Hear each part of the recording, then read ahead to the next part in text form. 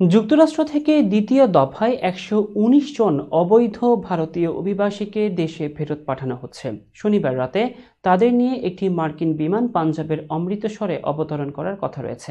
এর আগে প্রথম দফায় ১০৪ জন ভারতীয়কে ফেরত পাঠিয়েছিল যুক্তরাষ্ট্র। এদিকে অভিবাসীদের বিমান পাঞ্জাবে নামানো নিয়ে প্রশ্ন তুলেছেন রাজ্যের মুখ্যমন্ত্রী ভগবন্ত মান। তিনি বলেন, কেন এই বিমান দিল্লির পরিবর্তে পাঞ্জাবে নামানো হচ্ছে? এটি পাঞ্জাবকে অপমান করার উদ্দেশ্যেই করা হচ্ছে। একই সঙ্গে তিনি আশ্বাস দিয়েছেন যে তার প্রশাসন আমেরিকা থেকে ফেরত আসা অভিবাসীদের যথাসম্ভব সহায়তা করবে।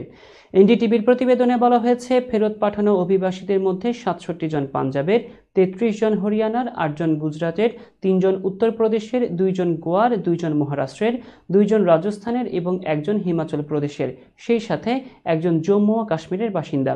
চলতি সপ্তাহে তৃতীয় দফায় আরও একদল ভারতীয়কে ফেরত পাঠানোর পরিকল্পনা করছে যুক্তরাষ্ট্র।